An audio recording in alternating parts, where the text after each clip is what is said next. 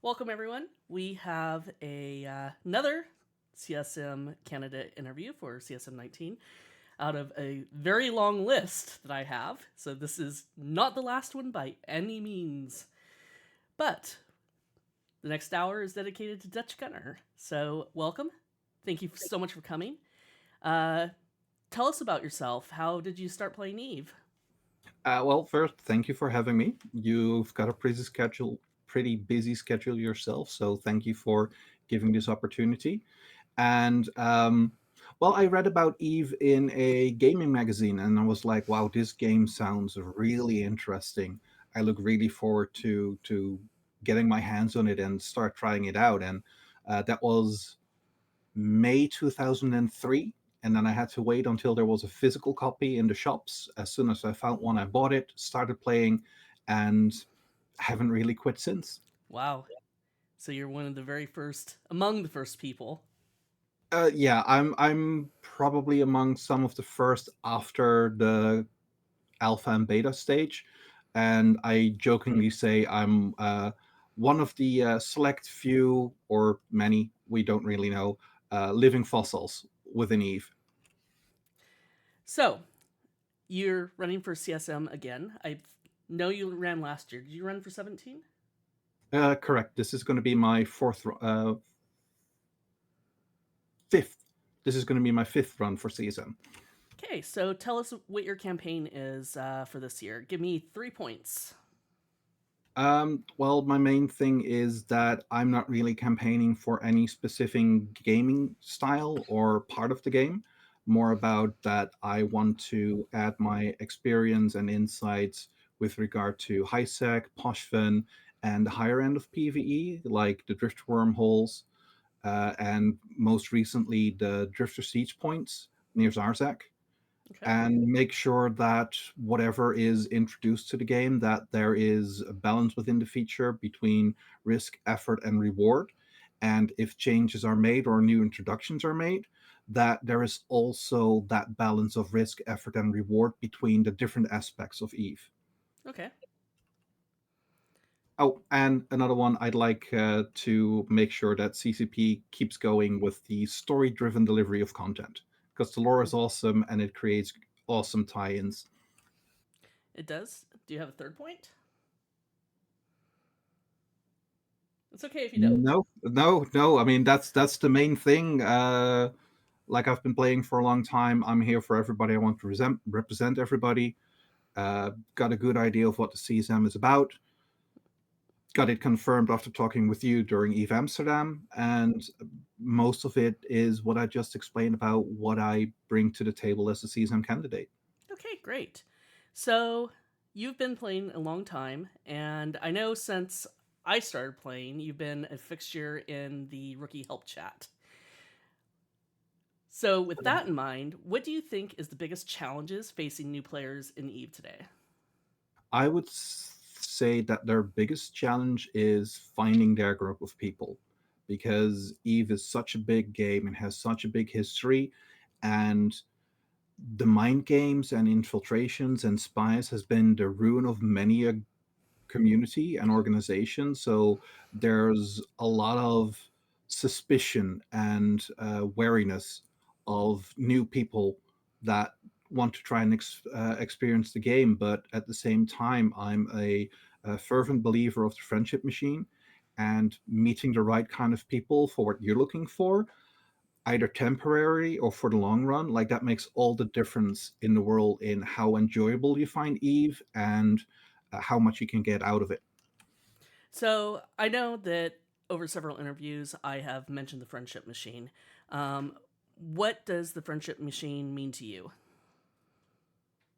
To me, it means that there is no divide between whether you're just starting out, what you're doing in life, or what your interests are. You just connect and vibe with your group of people and have a blast, and you're there to enhance each other's life, either to just be there, have an enjoyable time, or help people out when they're going through a tough time. Okay, I like that. Now, if you got into the CSM, what suggestions would you give CCP to help improve player retention? Because the churn is pretty grim. Yeah, that at the same time, like that's the tricky part because on the one hand, you want to have CCP be able to give some guidelines to help people find their group of people, whether it's a corporation, an alliance, or a community. But at the same time, CCP is in that precarious position that if they would make recommendations, they could be accused of favoritism or bias, and that would also cause a lot of damage. And not everybody finds their group of people right away. And sometimes it changes over time. So that's a really tricky one, especially because there are tools out there like find your corporations, what are you doing? But it's so easy to just check certain boxes if you're the recruiting party, and not really be able to deliver on it. So it's on the one hand like the tools are there, but at the same time we as players either entering or been here for short or long, like we have a task and responsibility of in that as well. So, do you think that new players coming in, I mean, think of a player that just started today, are they going to even find those tools? Um,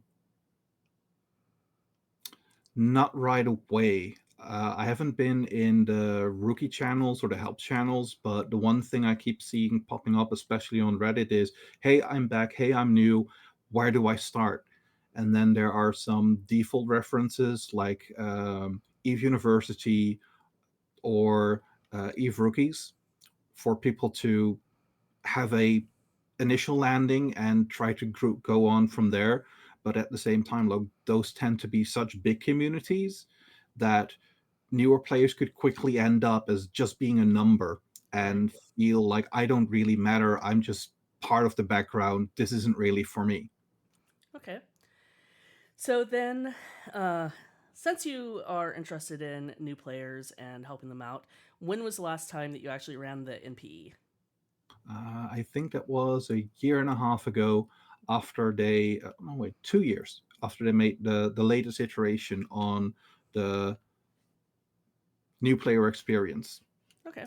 See what it was about, what was happening, and yeah, at the same time, if you've been playing for such a long time, most is like, yeah, I can see what it's going, but it's much better compared to congratulations, you installed the game. Here you are in your Corvette in the middle of space with no real instructions. Go do your thing. Hey, I tried it the first time in 2015, and I don't even remember an undock button. I never even got out of the hangar before I Oh rage boy. installed. There was no tutorial, so yeah, I agree. It's a lot better than it was, um, but I still think that there's that disconnect with them going from their career missions once they get through to what do I do? Yeah, but that's one of the hard things. I mean, I've had people in the past reach out to me. It's like, hey, I'd like to play this game, Eve. Do you have any recommendations? And basically, I would just go down a list. It's like, look, whatever you want to do, the answer most likely is going to be yes. So instead of me telling you what to do, just tell me what you're looking for. Like, do you want to go for industry? Do you want to be mining? Would you like to go combat? If combat, do you like to go against the environment? Would you like to fight players? You like to play players? Awesome. What weapon systems would you like? Would you like to go Daka as if with machine guns? Would you like lasers? Would you like blasters? Would you like missiles? And then just coach them there. And then when they started playing, just remind them like, look, I'm going to give you some tips. I'm going to give you some guides on what to do with regard to skills.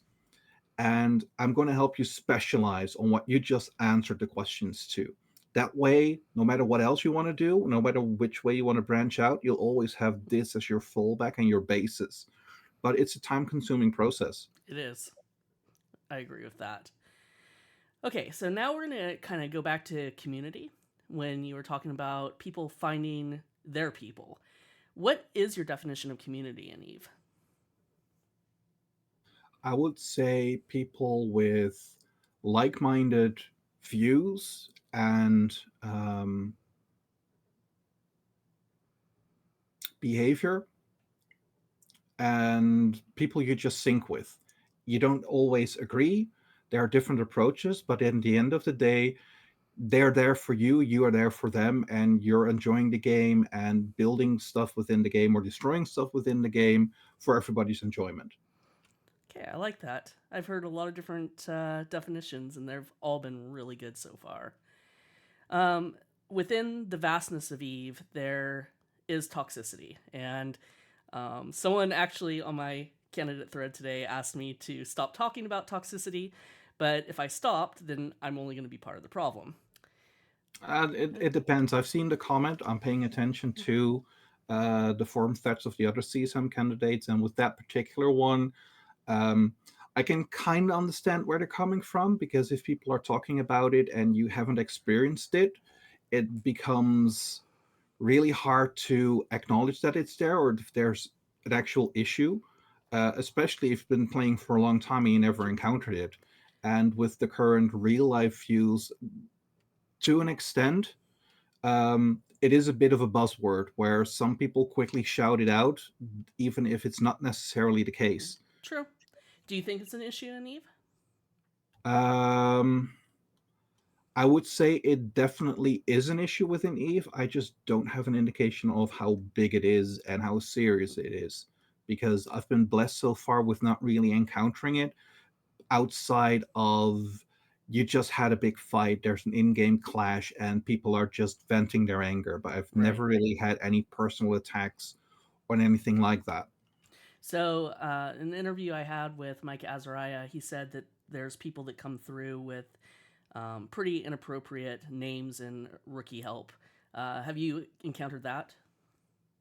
I have seen the occasional people with names where I go, "Oh, really? Is this like something that you're not really aware of, or is this a deliberate choice?" Because I remember in the past, which, and this is really going way back, it was just after the World Trade Center terrorist attack, and somebody changed their name, and um, it showed a particular reference to a certain leader. I'm like, "Are you sure?" And it's like, "No, but I'm from that region. This is a very common name. It's just that right now a single person is standing out, so it has a bad association." And in that case, like, "Okay, no, you given the background, I got it." And in other cases, there are people who really go out of their way where you go, "Yeah, no, no, this is not okay." Since you Either report it so CCP steps in or request it yourself, but this is not okay. since you've been around for so long, do you feel that this type of, I guess, mindset where some of these names would be okay has lessened over time? Well, you'll always have people um, who like to thread the needle, get really close to that red line or toe the line, because that's what they get a thrill out of. Um, I'm not really sure, because there's trends. Like you'll see something come up and then it fades away and then something else takes its place. So that's something that at the same time, like, it's up to people themselves too. Right. Like either you choose for it, and if somebody approaches you, it's like, "Hey, look, I have an issue with it. Like, could you change it because this is what I have an issue with, or this is why it's because it's an issue?" You can always reach out to CCP, because there's a reason why you'll see people fly around with Galente Amar Minmatar Citizen with a random number, Yep. because that's the place where CCP went like, "Yeah, no, that's not an okay name. We'll reset it. You'll have an option to go with another name." So you had said that you're lucky enough that you don't encounter a whole lot of racism and, you know, all those things that we really shouldn't be thinking or talking about or doing in 2024. But if you do encounter it in game, I know it's harder in discords and third party tools, but in game, when you encounter it, what do you do? It kind of depends. I mean, I hang out with a group of people who like to make jokes about certain people, and I just told them like, "Look, I'm not telling you to not tell those jokes, but they hit really close to home for me. So please don't tell them when I'm around." And they respected that. I wasn't there to say you can't do this because it hurts me or it affects me in a negative way. I just explained the situation, and they responded positively to it. And if they would say, "Hey, no, screw you, we're going to keep going," or they amp it up, make it even worse, then I'm going to say, okay, look, here's a mute, here's a ban. I'm done. I'm walking away. Okay. Fair enough. So now we're going to get to what has become my favorite part of these interviews, the let's pretend that you made it to the CSM. Ooh, goody. Yes, I have my crystal ball. We're going to get something like, 25, 28 people on here. Uh, so you made it to CSM19. You get into your first meeting, and the plans for the next expansion are revealed to you. Maybe even the next like year and a half, 2 years. Nothing that you campaigned for, and this isn't fair really to say for someone that's been around for so long, that you have expertise in, made it into the expansion. What do you think you're going to do? Well, there's still the important part of making the connections, building up the relations, because just because what they're revealed isn't in your forte right away, you don't know what's going to happen down the line. You still are there as a representative. You could have connections to different communities and brings things to the attention to CCP, like, hey, look, this isn't my expertise, but based on what I've seen within this community, I think this might be a great hook, or this might be something that really has the potential to become an issue because of these reasons. And then it's up to CCP to interact with it and go from there. But at the same time, like as you mentioned, it's a long-term project. And the more relationships you build and the better your relationships are, the better results you're going to get, even if it's not necessarily in your direct field of expertise. But besides the big meetings, you'll also have individual meetings with several departments. And that could still be something where you can attribute and make very useful additions to whatever's brought up or discussed. Perfect. So then, as well as I do, if you play Eve long enough, they're going to change something of your gameplay or take it completely out of the game. For me, it was the nullified interceptors. They put the dang module on there. I haven't figured it out, and I've never done it again. So, as a CSM, when you find out that they're going to totally torch your gameplay of you or the communities that you represent, what do you think you're going to do? Well, the first thing is make sure to not talk about it with the community, because that's going to be under NDA. So that's not really something that you should break. At the same time, just because you can be there to prepare along the way, and when it happens, you could be there like, yes, it happens. I can't go into too many details, but we could go a different route. Like we could still change what we're focused on. Like if we are focusing on, for instance, the sunshine incursions, and they go away, okay, let's find something else we can do. Let's branch out, let's differentiate and rework what we are about, and what we can do. And instead of going, oh, woe is us, we wanted this, it's gone, we want it back. Like, don't stay stuck in that moment, and look at the abilities and move on from there. And as a CSM candidate, I would be there to just support them where I can. How about within the CSM with CCP? Would you try to change your mind or? Well, if they present it, I'd like to know a lot about their reasons. Like, what are you basing this on? What is your objective? What do you want to achieve? And based on that, it could be like, if you want to achieve that specific goal, there might be an alternative path or a different way. And at the end of the day, like, CSM can only provide feedback. We don't have any necessary say in what CCP can and cannot do. If it's their decision because it's for better for their stake in the game to axe something, it's going to get axed. There's nothing you can do about it. Okay. And then you're representing your community, but there are plenty of communities that have no representation on the CSM whatsoever. If they come to you and want you to help them with a problem or features, would you be willing to help them? Absolutely. Absolutely. I Okay. mean, I'm here to represent everybody, and either they contact me directly or they go through a community leader that reaches out, like, "Hey, look, could you find time because there's something that we want to bring up to the CSM or to CCP."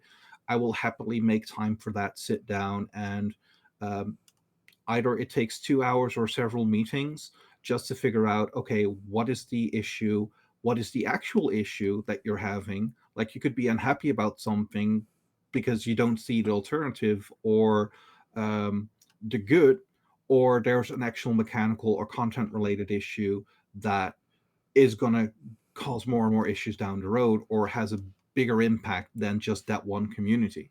And that's for CSM representative to sit down, figure out, hash out, and then reach out to the other candidates like, hey, look, this has been brought to my attention. Did you get similar feedback from your communities or your contacts? And then let's combine our input and present it as well structured and oh no, that's a Dutch expression. Huh, English. But yeah, get it as well structured and with a solid argumentation on why it is an issue and what the issue is that it has. We don't have to bring in the solutions. It's more about this is an issue or this is going to be an issue because of these reasons. Okay. Very, very cool. So, probably my favorite question out of this particular line of questioning is players sometimes expect the CSM members to fix issues and demand changes from CCP. Like where the raiders don't really have a whole lot of raiding to do on the skyhooks, or you know, rar, my rock has been reduced in size. Go to CCP and fix it. Have you actually been giving any thought on how you're going to balance the limitations placed on you as a CSM, both in the fact that you're an advisor and the NDA, while making sure players actually feel heard? Well, that's the part where I'm a bit at a disadvantage because I haven't been on the CSM before. But one thing I would strive to achieve for is to be able to compile a document or a list. Like, these are the things that the CSM is aware of, these are the issues that have been brought to our attention. Um, and based on that, let people know, like, this is what we know, and then occasionally provide feedback, like, this has been brought to the attention of CCP.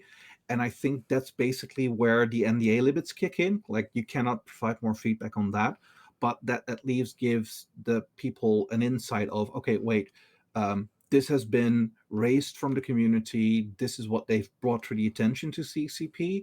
So they know or can at least accept the explanation like, look, there's an NDA.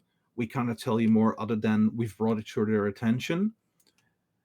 But then at least there's some feedback that things are being raised, are being communicated.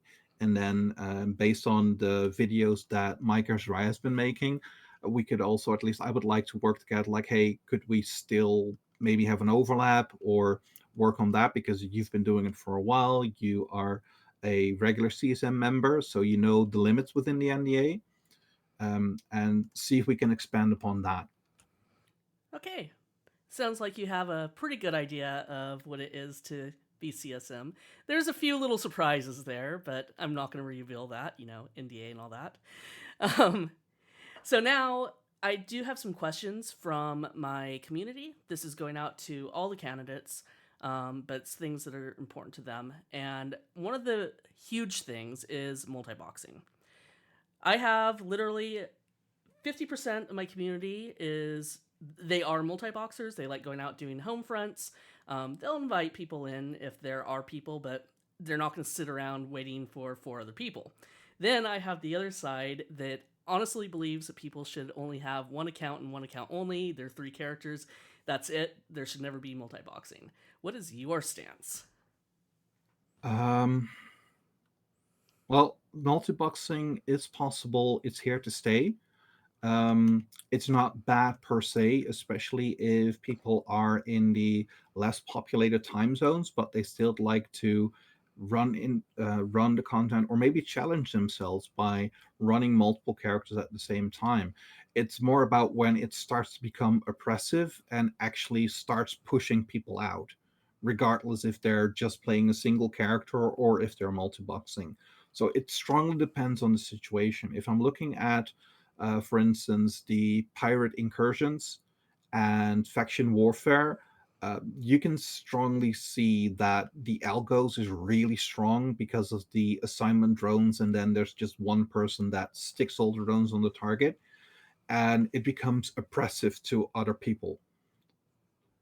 So that's something that you'd have to look at, where there's ways to tweak it, but it also depends on like what tools are available, because it often happens that if you want to tweak one thing, it has completely unwanted and negative impacts on other people that are multi-boxing but are not actually on the oppressive side. Like if people are interested in home fronts, it's like, oh no, yeah, I got room. I'll just remove one of my accounts and clear up the spot for you. And if there's enough people, we'll just go with a single character for everybody. If people drop out, no worries. I can fill in the slots so we can keep going as long as we all enjoy it. So it's situational. Okay, so I have someone who asked in chat, as a fairly new player, not if or how CSM stuff benefits or has anything to do with me. So I think they're wondering, as a new player, why does this matter? Well, you're fresh into the game. For people like me who've been playing for a really long time, there's a lot of things that we are blind to because that's how it's always been. We don't know any better. So if you have people that are there to speak for you or be there for you, and listen to what your experiences are or what your insights are, a fresh pair of eyes can result in amazing impacts. With like, oh wow, you're right, we never thought about it that way. That's a good one. And everybody has to start somewhere. So even if it's not right now, who knows down the road, where it could be something like, oh wait, I'm really missing something in the game with this respect or with that respect, or why does it cut off here and doesn't go into that direction? And that could be something where your CSM representative can really help out to bring it to the attention of CCP. And if it all works out with available resources for coding and implementing it, and if it fits with what they're working on, they could implement it and make it a better game for everybody.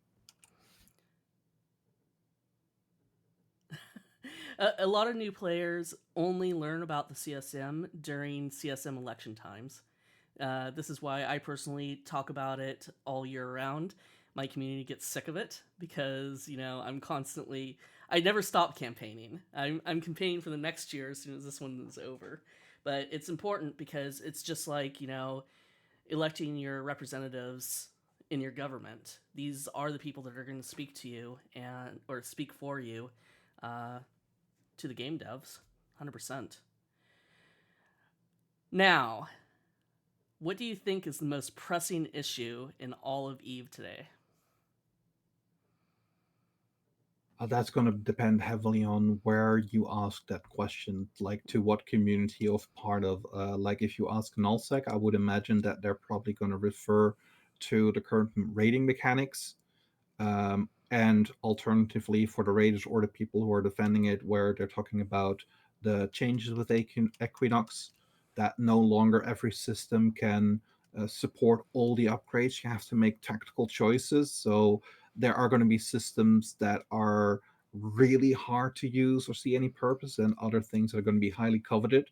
And that's a big change to adjust, and it's going to take a lot of fine tuning to get it to a decent point where there is no clear distinction of, okay, that's good, everything else is bad. If you're there, it sucks for you. Good luck. Compared to, no, everything has something to offer, but you're going to have to make tough choices because you can't have it all. If you look at the pirate version, you'll see that AWOXing is the pirate insurgency. AWOXing is a really big issue, where there are bigger groups who just corner the bigger sites and just farm the LP and will happily either kill them with their own pirate or have Corp or Alliance members go in there and kill everything else.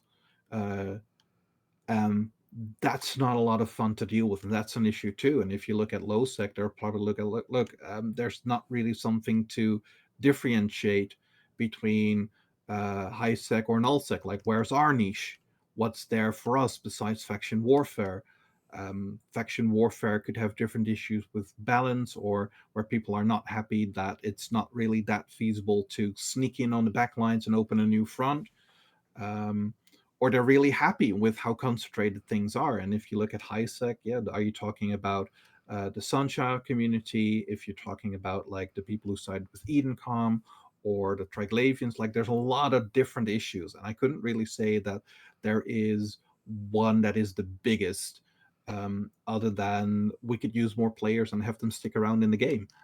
100% on that one. Now, I have a question for you.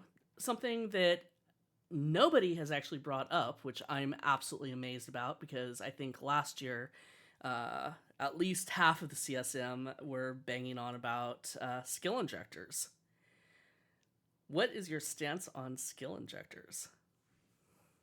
I I understand it from a business point of view. I can understand why people feel the need to use them, because they feel they're so far behind that they just want to catch up. At the same time, like, yeah, it's good if something happens and you found that niche. Like, this is what I really want to do, but these people have certain doctrine demands, and I'm not there yet, and it's going to take like a month before I'm there. But if I take the skill injector, I'm there instantly. um, Personally, I wasn't a big fan because, to an extent, like it devalues people that have been sticking it out before the introduction, and to a way it diminishes some of the respect, or at least, no, not respect, the prestige that players have. Like, look, I've been playing for so long, I've reached the point where I could fly whatever I want to do, cover whatever niche I want to do, for my community. Like, there's new people, I'm there to be able to build everything or invent, or be the logi hero to make sure that everybody can do what they want to do.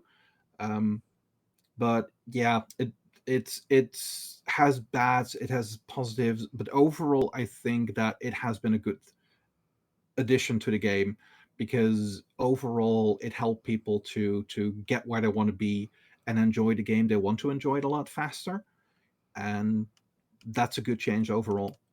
Do you think that maybe a better answer to skill injectors is maybe giving new players like up to skill 5 and the magic 14 so they don't have to sit there and train, geez, I don't know how many days it is for 5 and all those.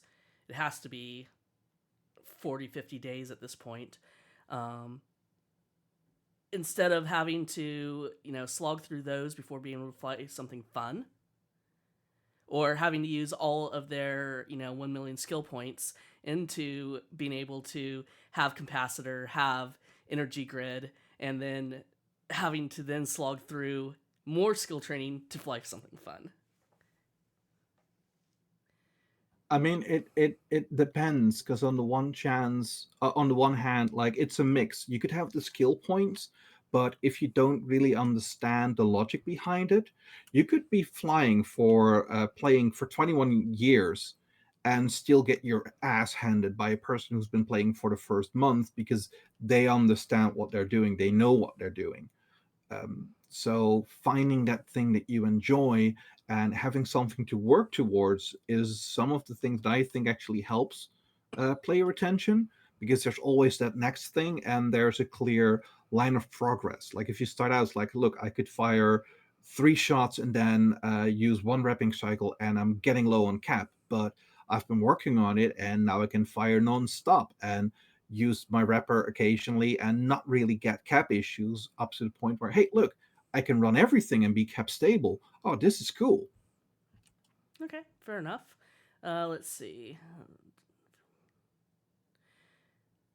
And a real thing, that I believe a lot of people overlook are the attributes.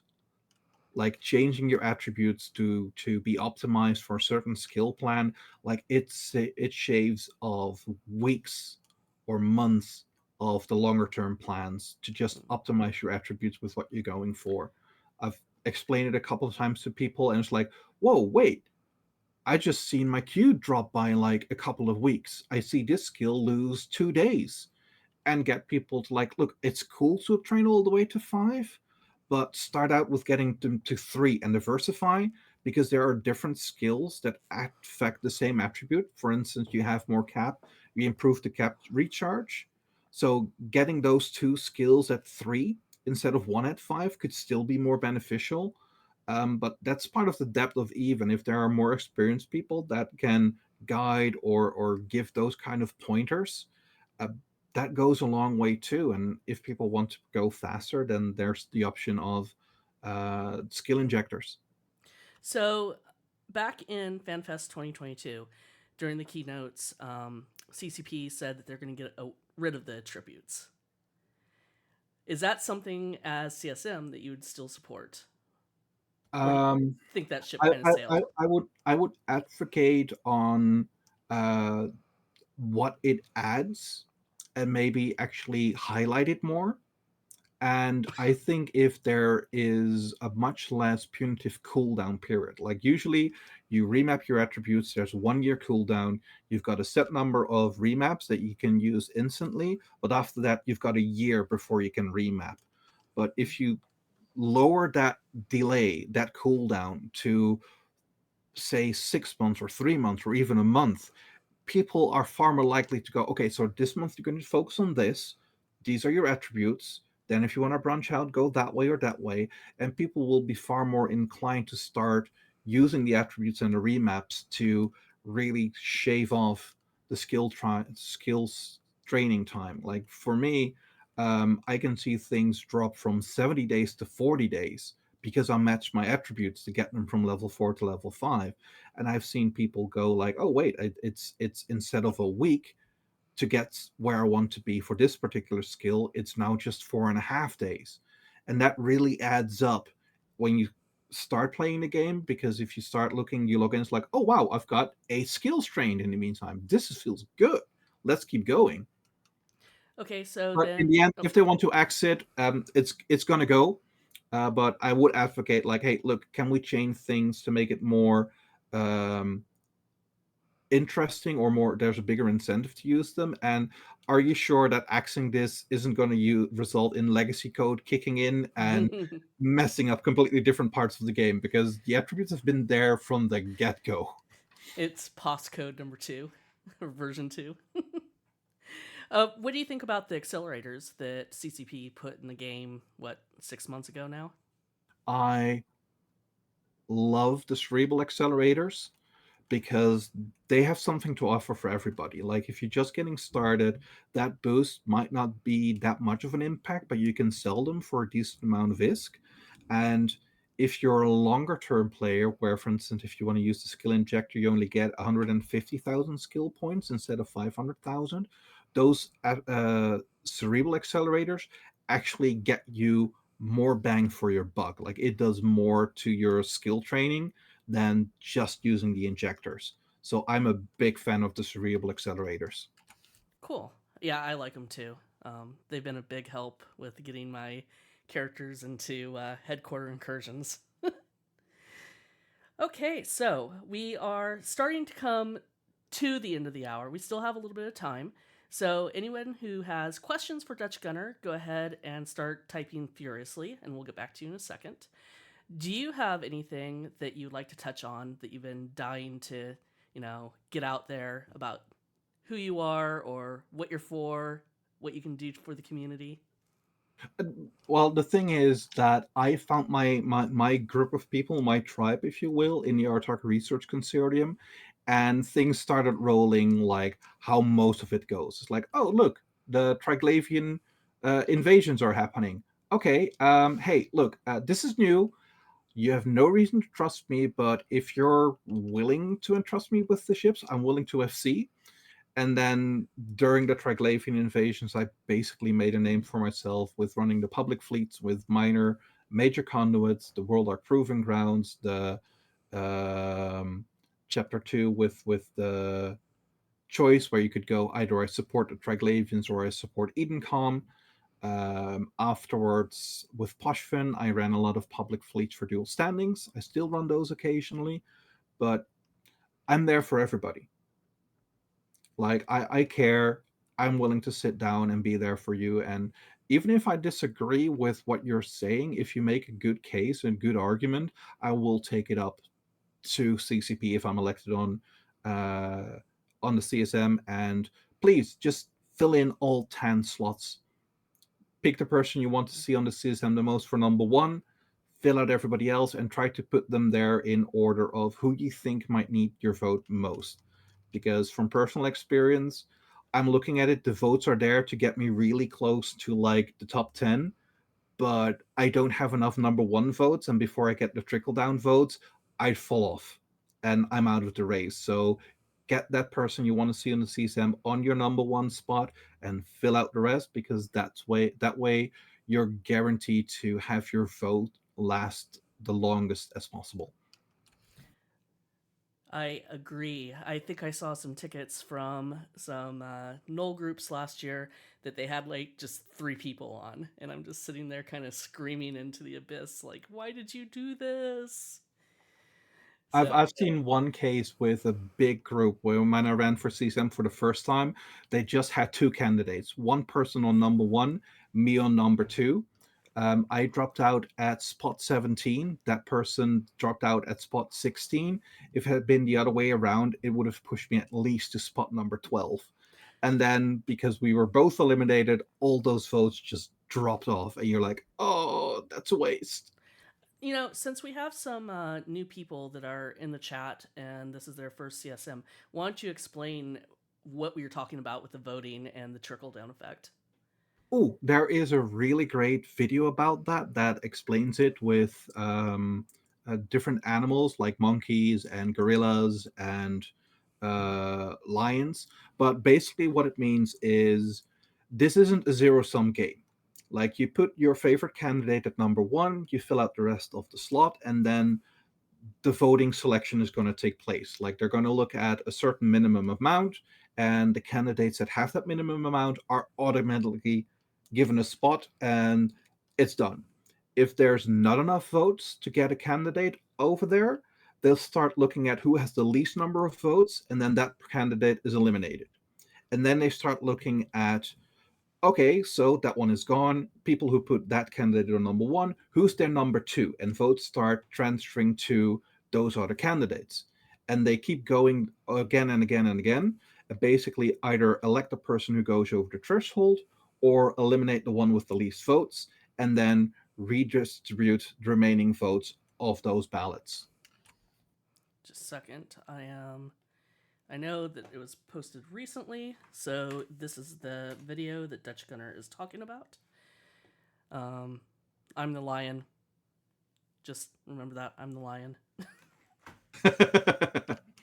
Probably more the monkey, but let's see. I've seldom heard what so and so CSM has helped negotiate the needs to CCP actually make any change. Okay, well, I can actually speak on that. I know it's Dutch Gunner's interview, but since you're here, and I'll explain it. So, I am a community and new player, I guess, expert on the CSM. That's what CCP picked me for.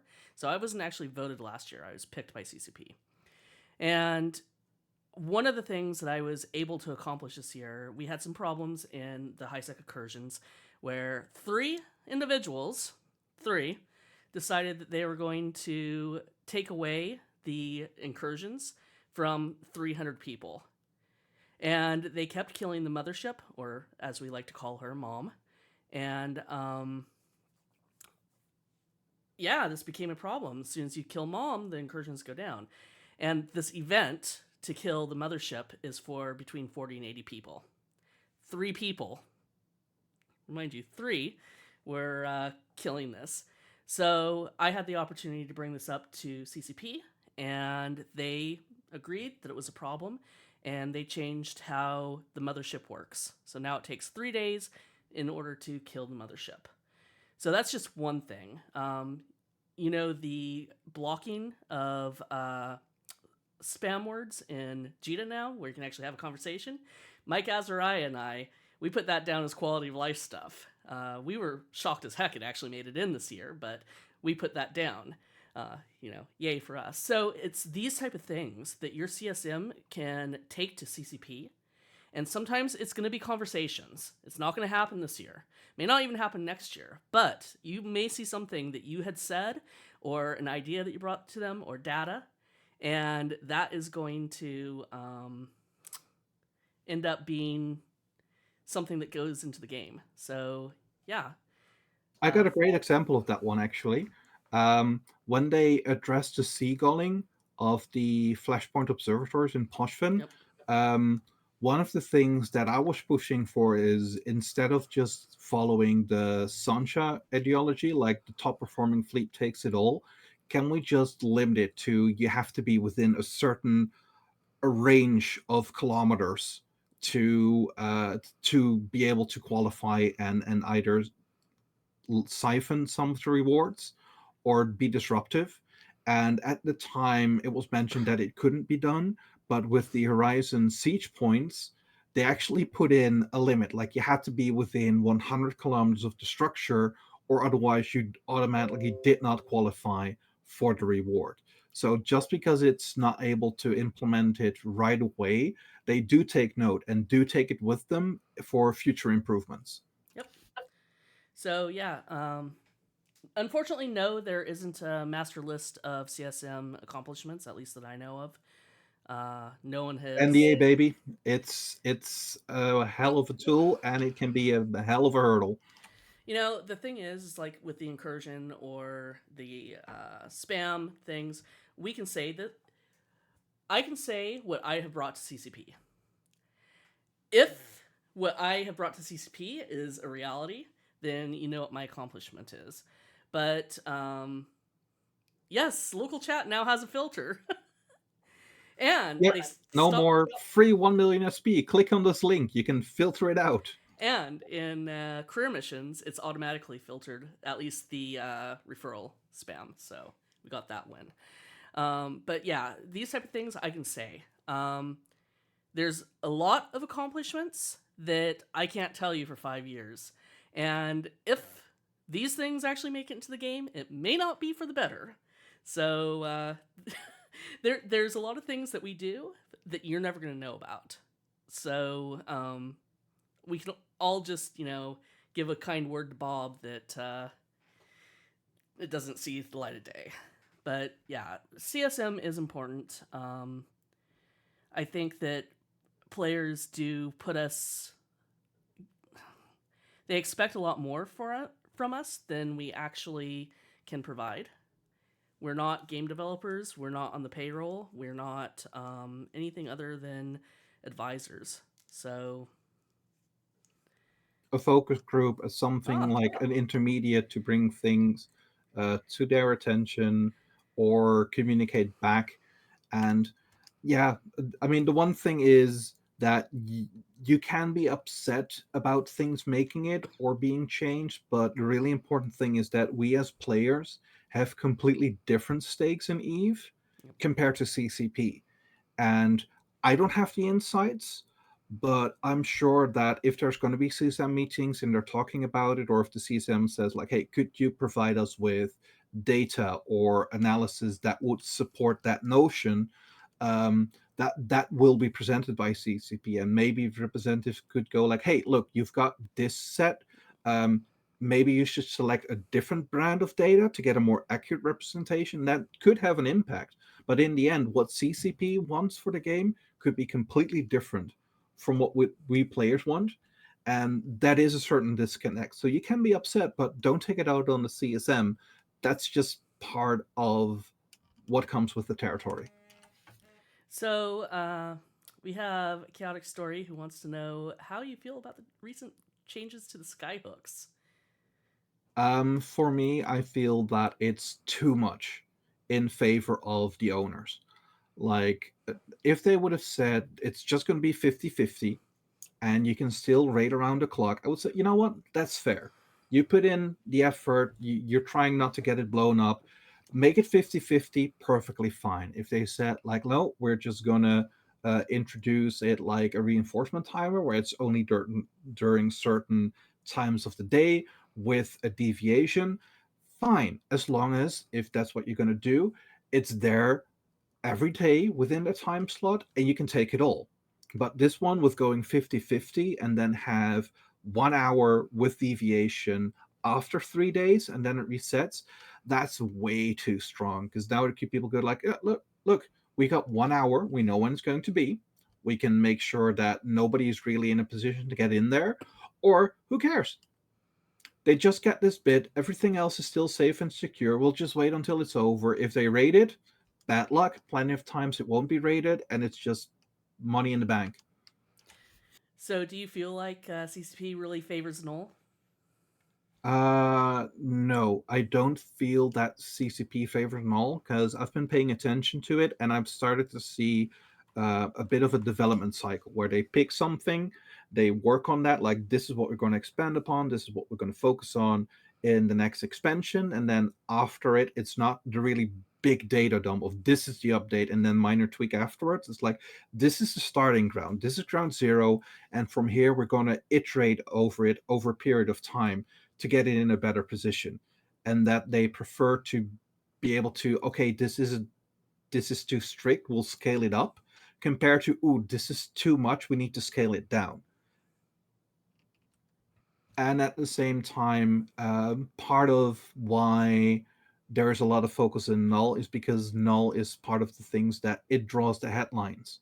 It's what creates for great stories because of what's happening there with the intrigue, the politics, the backstabbing, and they're really organized in getting the votes out there. And how do you feel about CCP's concentration on J space? Let's see. J space. That's normal space. Wormholes. Well, Well, yeah. wormhole space was designed to be for day trips, like dungeon raiding. Players surpassed all expectations and managed to settle it. But wormhole space is a bit of a niche that it's really hard to balance because if you make things great for wormholes with certain mechanics and you start looking at it with what it could have with the scale in nullsec or what it could have in lowsec, it's a really hard thing to balance it compared to we're going to focus on everything outside wormhole space, and if it gets too bad within wormhole space, we'll look at how we can tweak it for wormhole specifically. And yes, I've lived in wormhole space. I've tried it for a couple of weeks, months, and it just wasn't for me. I can see the appeal. I understand why it's awesome. It's just not what I enjoy the most of Eve. Yeah, I personally rather day trip and come back home to Jita. But yeah, I, and I like finding out the mysteries, start poking things, go like, oh, look, the new Ether News, what's happening?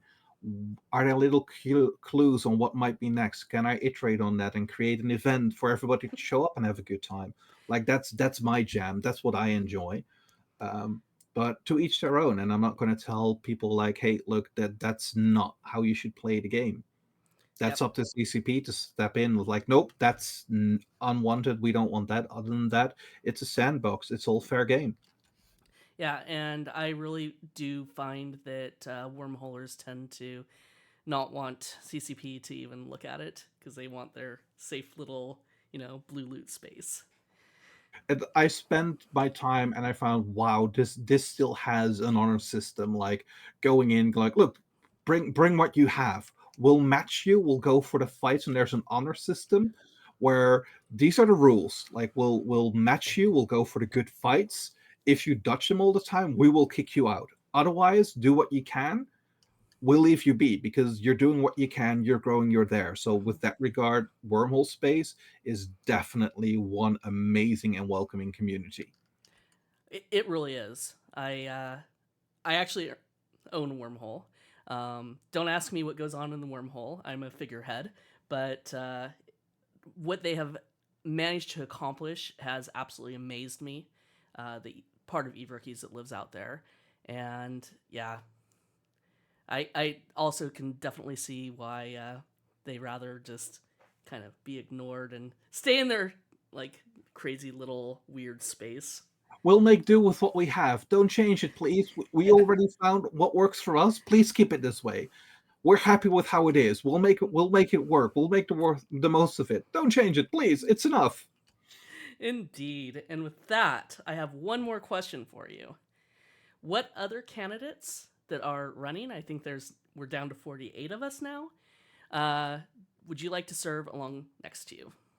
I love this question because for me, I'm not trying to focus on one specific thing. I'm trying to go with a balanced one. So I don't really have one favorite or a couple, but uh, I'd like to see you on the CSM for really being there for the people starting out. Mike Azariah, because of his connection, is helping out, and his longtime CSM experience with the connections. And there are going to be cases where everybody can say the same thing, but depending on who says it, can make a big difference in how well it lands and gets picked up on.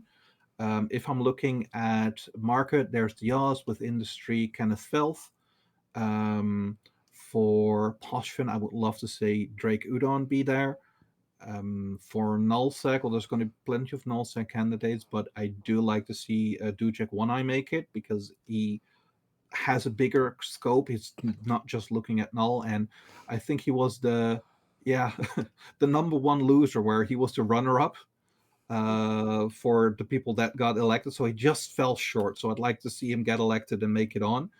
And there are so many good candidates, but you can only really pick 10. I'm still trying to figure out. I'm still homing in on what I think could be a good wormhole candidate. So wormholers, please pick a candidate and say this is going to be a representative, and just put all your votes on that one. Even if you don't necessarily prefer it, just put him on number one. That way, you'll have your best shot at getting a wormhole representative that knows wormhole space the best. There's plenty of others who'll be happy to relay for you, but pick that one person and put all your number one votes on them. Well said. So, with that, we are going to wind this down. I have Aris up next. So, he'll be up at 2030. Yes. My brain is starting to go. No, not 2030. That's local time. You have a lot on your plate. You've got Eve rookies, you've got your own campaigning, you've got all these interviews line up really short after each other. So it's only natural that there's going to be times where your mind go, wait, no, what is it again? Oh, right, yeah. So, So yeah, thank you for hosting. Thank you for having me. Thank you for the audience for looking at me. And I'll hope you consider putting me on your ballot, regardless of where I end up. and last words, where can they find you if they want to carry on the conversation? I'll. There is my official CSM campaign post. I do have a Discord, but I don't have that Discord ID available right now, so I can't really copy paste. But I am in Eve Rookies, so you can give me a ping there and drop me an email or hit me a direct message within Eve if I'm online. Like I might not be able to say like, look, I don't have the time right now, but I'll schedule a moment and be there and answer your questions or listen to what you want to say. Excellent. We'll put all that information in the description of this video when it goes up. And again, thank you so much. Best of luck with your campaign. Thank you. Same to you, and good luck with the other interviews. Thank you.